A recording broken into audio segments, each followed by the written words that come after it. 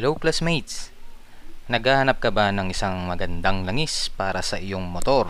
Itong video na to ay magbibigay ako ng isang review tungkol dito sa langis na paborito kong gamitin. Marami na akong nagamit na langis pero lahat naman po ng langis na gamit ko ay maganda, pero para sa akin ito ang pinaka the best na nagamit ko sa aking motor. Disclaimer lang po, hindi po ito sponsor ng langis na ito. Baka naman, Pertoa. Okay. So, ang nakikita nyo sa video, ang pangalan po ng langis na ito ay Pertoa PowerTech Fortified with Duracell Technology Synthetic Performance 40 Motorcycle Engine Oil para po sa American Petroleum Institute SL. Okay?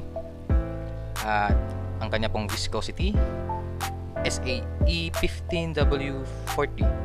Ito po ay hindi naman po synthetic, pero synthetic performance siya. Ayan po yung kanyang logo. Ito po ay 1 liter. And alam nyo ba na itong langis na ito ay formulated po sa USA and registered with a US patent. Alam ko po, bihira po ang nakakagamit nitong langis at alam ko medyo may kamahalan po ang presyo nito, no? Alam ko nasa 300 plus po. So titingnan po natin ano ang kanyang mga specification dito. Okay?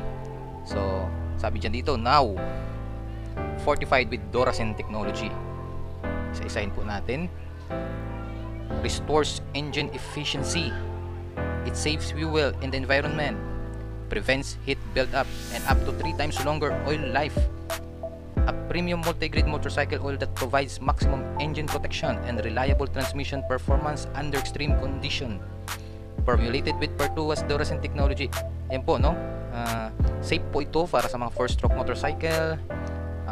Kakaroon din po kayo ng maximum protection and transmission performance for all driving conditions. At magkakaroon din po kayo ng increased fuel efficiency. At ito po ay maganda para sa mga nagrereklamo sa sobrang init ng inyong makina. Meron po siyang extreme resistance to high temperature and pressure. At para nakatipid naman sa pag-change oil, yung kanyang change oil interval ay pwede pong umabot ng 3,000 km. At na-meet niya rin po ang JASO MA specification. So, gamit ko po ng langis na ito mga classmate, no? Ito po ay honest review dito sa paggamit ko nito.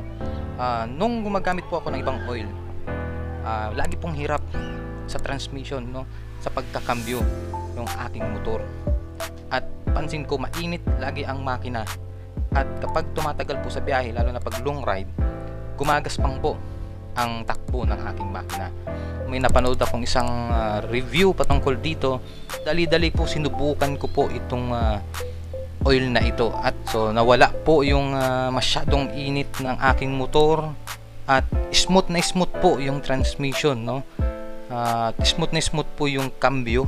At mafe-feel mo talaga na nadagdagan ang hatak ng aking makina.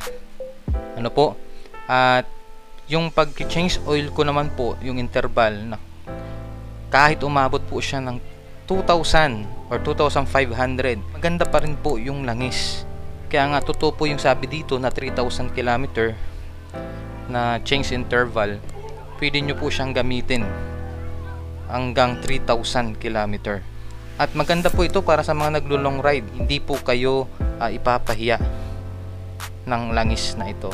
Sa tingin ko, baka ito yung iniintay nyong langis para sa mga may motor dyan. Baka ito na yung hinahanap nyong langis para sa inyong makina. Kapag nasubukan nyo po ito, balikan nyo po itong video nito, mag-comment po kayo sa akin ano ang naging resulta sa paggamit ninyo nitong langis na ito. Okay? Saan po ba ito mabibili? Sa Shopee po, meron ito, sa Lazada. Pero ingat po kayo ha, sa mga peke. May lumalabas pong peking ganito. So, bumili lang po kayo sa mga legit na bilihan. And lagi po itong may libreng sticker. Hanggang dito na lang po ang aking video. Hindi ko na po patatagalin. Sa next video ay ipapakita ko sa inyo kapag ako'y nag-change oil gamit itong langis na ito. Bye bye!